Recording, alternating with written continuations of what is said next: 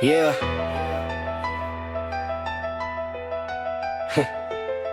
Cold air, bright flame, hit a crest when we enter.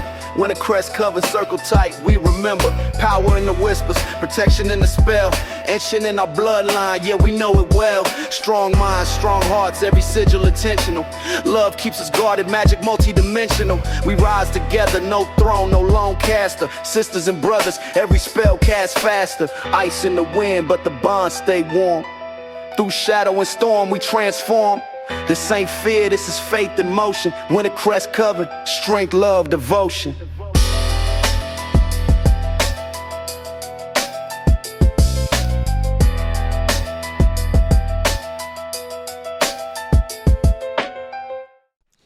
You're listening to the Wintercrest Podcast. I'm your host, Paul Abiyan. I'm joined here with Jasmine Arinda, and we have a very, very unique topic to talk about today. In fact, the topic we will be discussing today is something we're going to spend a lot of time on this channel and on the Hoodoo channel.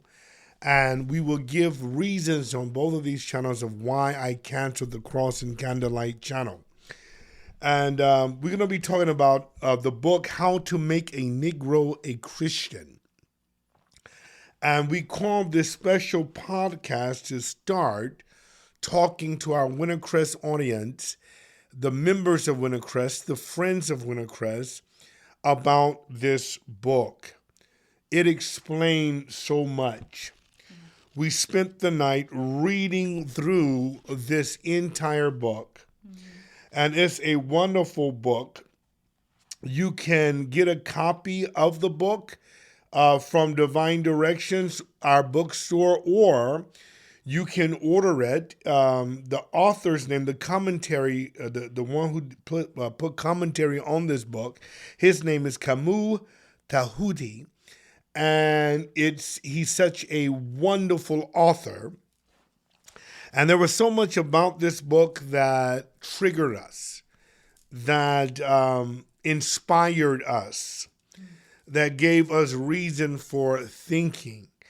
And I think the overarching thing that I would like to say right here is that the book explains the Western condition of the African mind. Yes, absolutely. Okay, it explains that. Yeah. And when I read through the book, now, and it also explains the plight of poor white people as well. Yeah. And so when I looked at the book, I encourage every single African American to read this book. They have free copies of it on YouTube, and you can just listen to it if you don't have the money to buy it, or if you just don't like reading as of yet. You keep hanging around us, we're going to fix that don't like reading, because we're avid readers. Yes. But this book explained how Christianity is a weapon within white supremacy.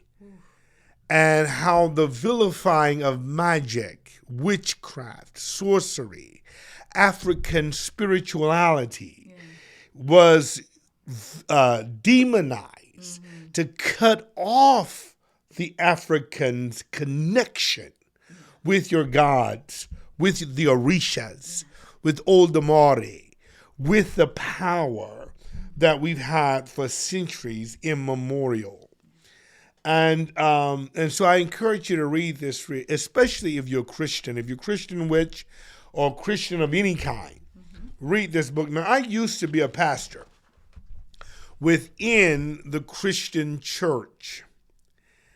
And a lot of this stuff, I had no idea how my mind was colonized by white supremacy, where I actually taught and preached doctrines that was an enemy to black people and poor people. That doctrine of let's just wait for God to do it. the kindness toward those that abuse us, the kindness toward those that want to hurt us. Turn the other cheek. Do good to those who use you, who abuse you. Pray for your enemies. This mental programming that reduced the African American, the Latino, the Hispanic American, but the African American more so, to a subordinate role. It's no wonder why the African American is hated throughout the Western world by so many. Now, I didn't say all, and I should have to even clarify that. I do know there's good white people out there, and that there's good people of all races out there, but for the most part, no people on this planet have been hated like the African Americans or the English, what you call them? African English? They just call them English over there in England? I don't know. So I don't know what they call them there. I think they just call them English. But the Africans who live in England, there's a vitriol where there is a certain thought and a certain belief that white people are better, that white people are the elite, and that black people are bad. Even in the movies, the white person is the bold one. The black one is the one that's running and cowering. The white person is the one that's going to investigate, to see what's going on. And then I remember growing up in this country, how they say if you want something done right in America, that's where I grew up, born in Sacramento, California, raised in Texas. And they say if you want something done right, don't let a black person deal with it. Wow. Yeah, these are black people talking to black people. Yeah. So if you want it done right, you got to go to the white man to get it to be done right. And these are things that we heard constantly. Constantly hearing that. Yeah, and it stems from White Christianity. supremacy. Absolutely. And even on that point about you want something done right, don't let somebody black do it. Who built the White House? That was black people. That was slaves who built that. Who made sure that the crops on the plantation were grown? That wasn't a white job. That was black people enslaved, taking care of the crops and taking care of the cows and being cowboys and out there in the fields. So the notion that black people are lazy or black people can't do anything right is such a disgusting and evil lie, because the labor, forced and otherwise, of black people is the foundation, and the wealth of the United States was built on the blood of black people, was built on the blood and the work and the forced enslavement and labor of black people. But we have the notion is put out there that black people can't do anything right, or that black people are not good workers, or we're lazy, or we're incompetent. But if we were so incompetent, then how did all of the wealth of America get built on the backs of black people, of black enslaved people? You can't have it both ways. You can't have black people being lazy and then black people being the labor force that builds the wealth of the United States of America. Both of those things can't be true at the same time. But they say it is. They do say it. Now, we're going to be doing a lot of talking on this book in the next month. Okay, and I want to go through the book. And pick out certain things that I think is worth talking about in upcoming episodes, in upcoming podcasts. And across all of my social media presences, I'm going to be talking about this book over the next few months. And I think that is important, especially if you're a Christian again, to read this book. Don't take my word for it. Read this and then read it in conjunction to the Willie Lynch letters. And you can see how Christianity was not only beat into us, but they colonized the mind to where we see white as better. Yeah. You know, even in the dictionary, you look in there, the Malcolm X thing, Mm-hmm. you look in there, you see white, and you see all of these things. Where's my jacket? I'm a little cold in here. You see all of these things, Yeah. you know, and then you look at black, and you see all the negative stuff. Right. Okay? And so even in the language, Yeah. It's our sad. language is built in a way where, I mean, just think about this here. Black male means traitor. Yeah. Now, how do I feel about that being a black man? Black male Yeah. means traitor. It does. And there's been no marches to change this word. Yeah. You know, they talk about the N word, Yeah. but no one has marched to change the word, to fix the language. No, we still speak in these We still tones. speak in those tones. And in speaking this way, it gives you in the mind that black must be bad, but Yeah. white must be good. Yeah.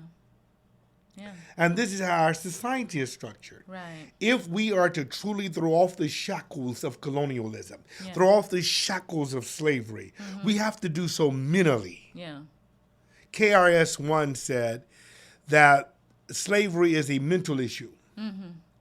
And he said that the only thing that's done changed is that the plantation has grown bigger. Yeah. It usually only included black people, but now it includes poor whites. It includes Hispanics. Yeah. It includes other groups of people that Right. have a slave mind. And this slave mind, in my honest opinion, has been forced upon the world through the Christian doctrine and concept. 100%. When you know, Jesus said that bitter and sweet water cannot come out of the same fountain. But yet in the Bible, you have bitter and sweet scriptures. On one time, peace on earth. Yeah. On the other time, Jesus says, think not that I've come to bring peace, Yeah. but a sword. Right. At one time, he said, let the slave go free. And then on the other time, he says, beat the slave with many stripes. Yeah.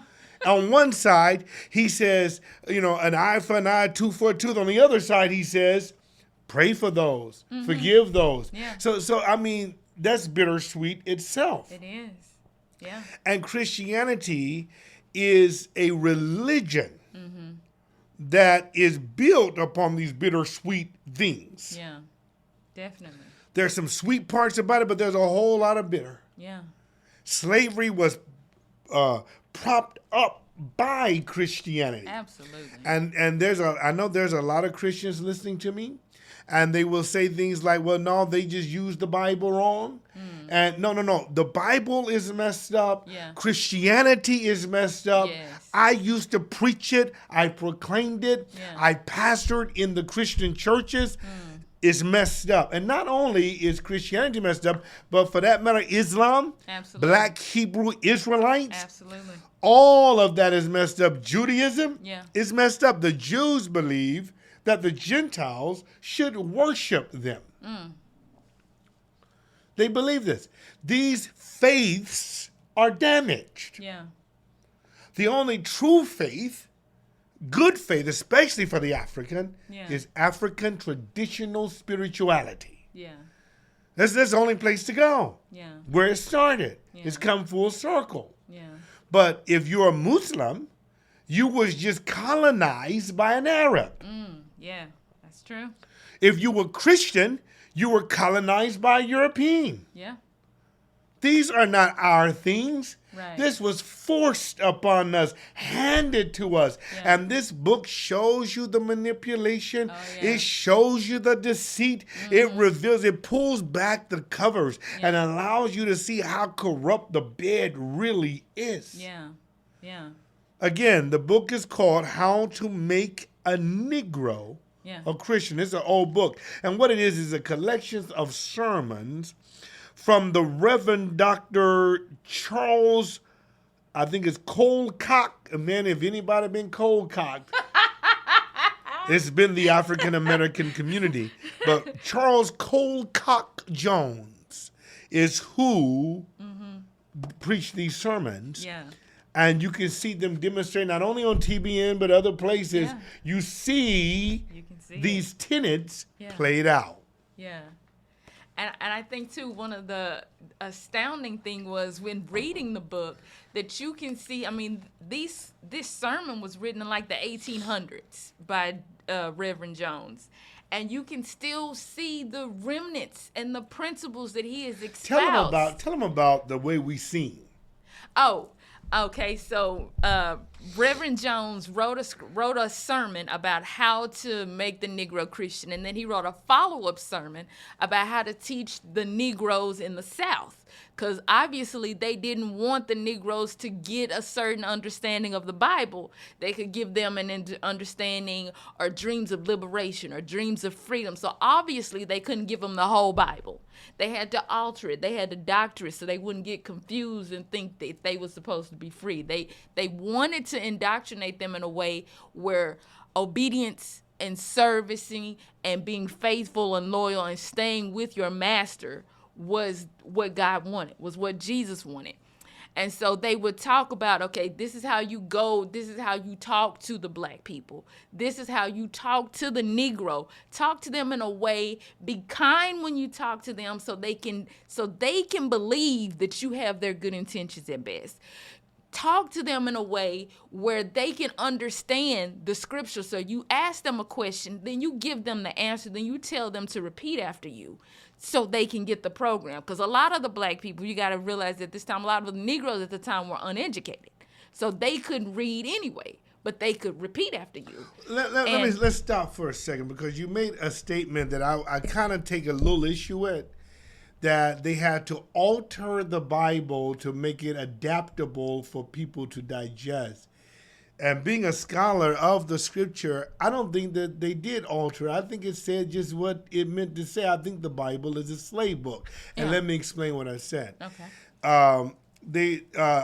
I know there's some that believe that the Bible can liberate them. There's nothing in the Bible that will liberate a slave. Right. Okay? When Jacob's son, Joseph, was thrown into slavery, there was nothing there that liberated him. Yeah. But a dream that he had, and finally somebody needed him in a higher level of slavery. Right.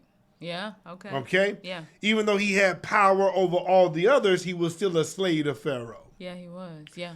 The Israelites, according to the biblical narrative, was enslaved for 400 years. There's no liberation there. So when Moses come after 400 years, Yeah. So the indicator is that God wanted them to be enslaved for 400 years. Okay. And some of the problems I have even with the Nation of Islam Yeah. is that they believe that it was Allah's will for us to be enslaved for that time. Wow. I don't believe that it's a true benevolent God's will No. for any people to be enslaved, no matter who they are. Right. Okay? Yeah. So that's why, I was trying to be quiet, but I have issue if you say that they had to alter this work. The work is wrong in Elijah Muhammad's mouth. Yeah. It's wrong in Bishop T.D. Jakes' mouth. Right. It was wrong in my mouth. Yeah. There, you can't find anything good with it. Yeah. I tried. Yeah. I did the thing of the Christian witch. I did the thing of trying to say, well, you can use it for good. No, there is nothing good in it. It needs to just be toilet paper. Wipe your ass with it. There's nothing, and some people, I know those are harsh words. But this is someone who's tried. Yeah. Bitter and sweet water can't come from the same thing. Right. The book condemns itself. It does. Yes, sir. It condemns itself. Yeah. So what you do with Jesus or Miriam or what you do with Joseph and all them, listen, you got to figure that out. With me, I'm shocking them. Yeah. I don't see no good in the book whatsoever. Because if you can use this, people try to say, well, it's like a gun. It's how you use it. No, the hell it's not. Yeah. Is that no gun ever put me on a tree and made me quote itself. Yeah. That's A true. gun never beat my back and said, I'm a 38, say it. Yeah. Or no gun never forced a question on me and then have me answer the question. Yeah. And our songs do that. They were messing with our minds. Our songs, that's okay. Our songs do that. Yeah. You know, what you know about Jesus, he's all right. Yeah. That's how we still sing them That's songs how we today. Still sing it to this day. Okay, so religion has been the bane, Yeah. especially of the African American. I think it's been the bane of people worldwide, and that's what African spirituality is. It takes away the religion. Yeah. And just connects you with a creator, Yeah. Oldemari or the monad. Yeah. Okay, so now they don't have to rearrange the book to make Right. it more palatable. No, the book is messed up. Yeah. All right? Yeah. It's messed up. There's It's no messed saving up. the book. There's nothing. Not Yeah. from Genesis to Revelations or the 70 books of the Catholic Bible. Right. You got 66 in the you got 66 books in the Protestant Bible, 72 to 73 in the Catholic Bible, and over 80 something in the Ethiopian Bible. What the hell, man? Yeah. Yeah. There's no good for it. No, it's not. They need to just get rid of it. Yeah, they should. Okay, they should get rid of it. So, Yeah. so I sorry to interrupt, but not sorry really, because I have issue with Yeah. Anybody saying Yeah. that there's some good there if you just look. No, I don't have. I shouldn't have to look for good. Right. Yeah. If a tornado is coming to me and then somebody tell me there's some non-disturbed grass somewhere underneath the tornado, if I just look. Yeah. See, that's an indicator I shouldn't be looking. I should be Right. hiding Right. from the tornado. Right. Yeah. You know, I shouldn't have to be around people that sometimes they like me and other times they hate me. Yeah. Sometimes the scripture speaks well and other times it speaks bad. Mm-hmm. No, see, this is not a good religion. No, it's not. No, it's not. So, no, I can't go with that. Yeah. I agree, and I received that correction that there is not nothing good about it, and that they took the scriptures and used the Bible to enforce their own white supremacy and their own inferiority and make the black person or the Negro feel inferior. And that was intentional.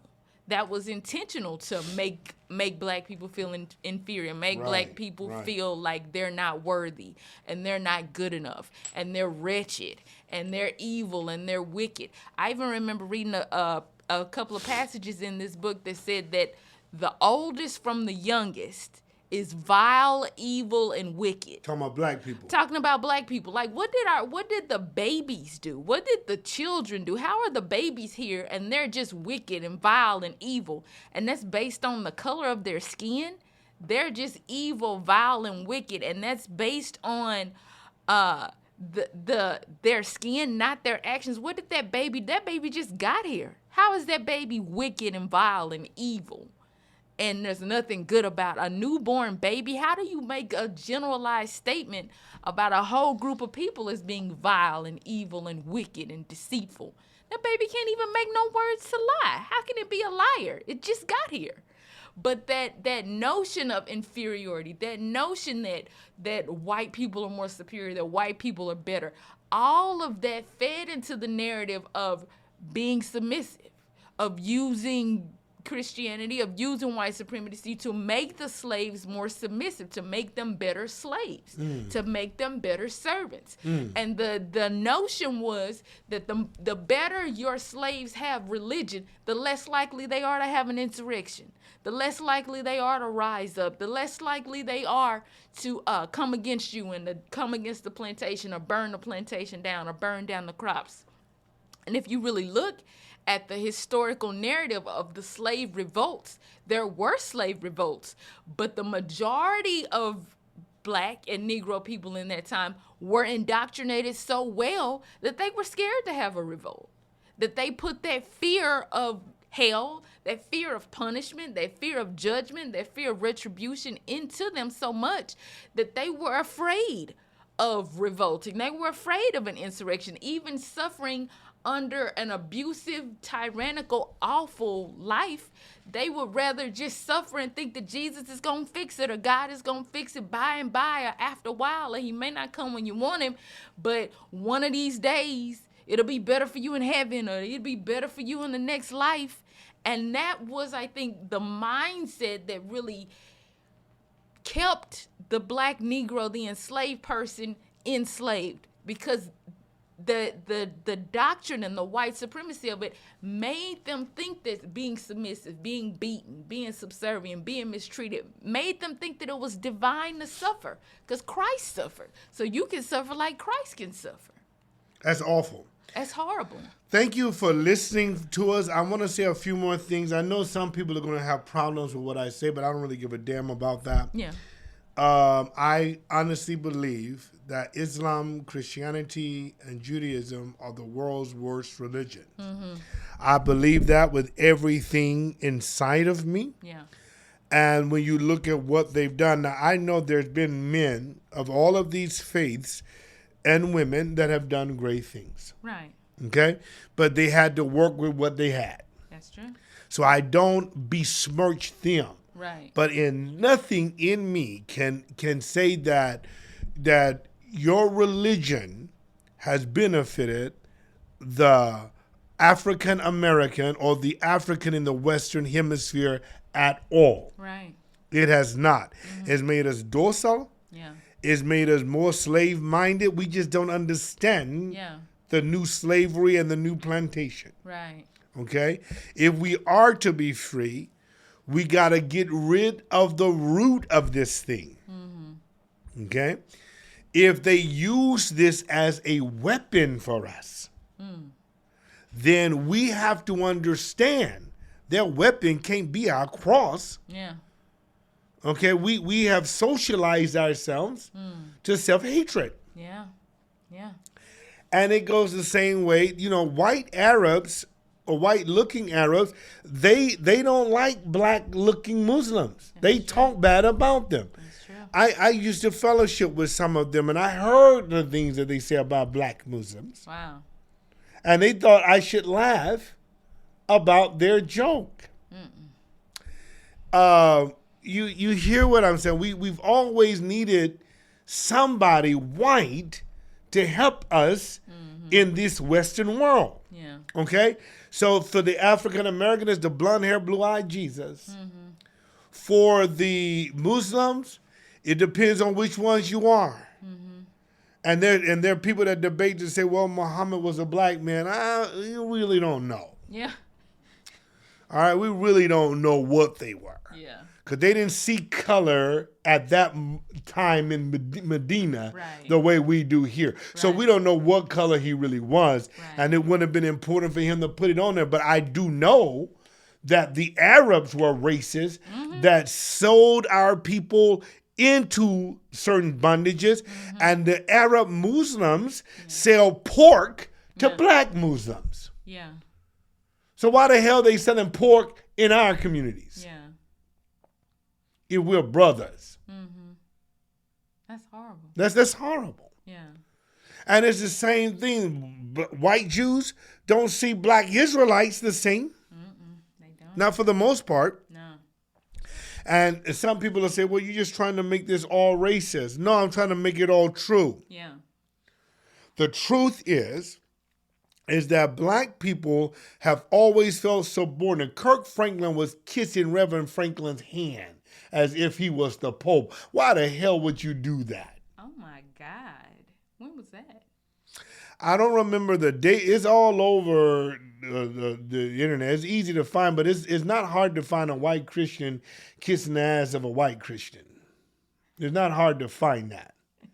I mean, we used to think we were somebody when we had a few white people come to our churches. Oh, wow. And you know what? We're going to conclude with this, but if you were to look at black pastors today, T.D. Jakes, Creflo Dollar, Dr. Tony Evans of the Urban Alternative, and these are some of the whitest preaching black men you can find. Yeah. Where are the white people in their churches? Well, see, how to make a Negro Christian will answer that. Yeah. White people were taught you can't trust a black leader. Right. Yeah. They were taught that. Yeah. So you don't see white people in thousands Right. of us coming to them, Yeah. but you see black people going to Kenneth Copeland and black people going to white organizations. Yeah. But you don't see it the other way. You don't see it that other Nah, way. and it's never going to be right until you leave these religions and get back to the truth of African spirituality, regardless of what color you are. To seek spirituality and not religion. Yeah. What was that atheist lady name? And we're gonna conclude, but what was that atheist lady? Madeline O'Hare. Madeline O'Hare had a lot of wonderful things to she say. did. And I think that we should, even though I believe in a divine source. Right. She did not, but she has a lot of wonderful things to say Yes. concerning Christianity. Yeah. And this is a white woman talking about the problems with Christianity. Yeah. I think it'd do us good to pay attention to what she says. But anyway, this has been the Wintercrest Podcast. Thank you for being with me, Arinda. Thank you. And we got a lot more to say. Arinda's going to come talk about this book. I want her to talk. She got a long list of things that she wants to talk about. And she'll be doing some podcasts on her own. And she will be talking about the different things in this book. And we would also do it on a Hoodoo channel. And we are definitely going to do it on Testing the Bible. Oh, yeah. In fact, we're going to make that podcast next on Testing the Bible. So thank you for being with us. Blessed be to all of my friends. Cursed be to all of my enemies. And we're going to deal with this the way it needs to be dealt with. Until next time, this is the Wintercrest Podcast.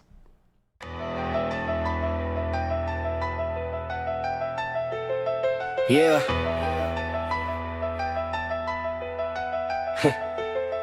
Cold air, bright flame, hit a crest when we enter. When the crest covers circle tight, we remember. Power in the whispers, protection in the spell. Etching in our bloodline, yeah, we know it well. Strong minds, strong hearts, every sigil intentional. Love keeps us guarded, magic multi-dimensional. We rise together, no throne, no lone caster. Sisters and brothers, every spell cast faster. Ice in the wind, but the bonds stay warm. Through shadow and storm, we transform. This ain't fear, this is faith in motion. When the crest covered, strength, love, devotion.